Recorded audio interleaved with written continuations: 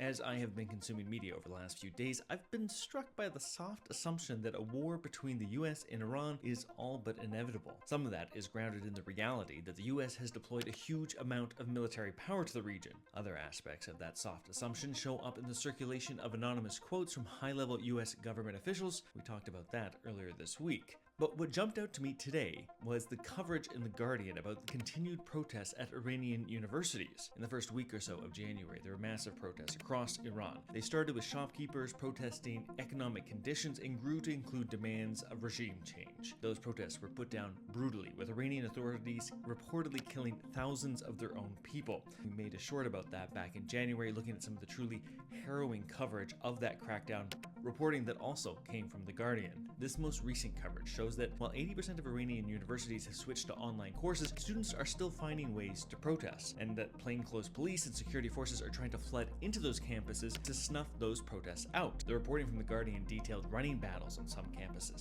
fistfights between state-backed militias and students, and the deployment of military equipment at some schools. The details of what's going on at these protests are sparse. In fact, Western coverage of just about anything going on inside Iran remains nearly non-existent. The reasons of that are clear: lack of access and state repression. But regardless, the lack of visibility is something we should all be keeping in mind as the case for war continues to be made.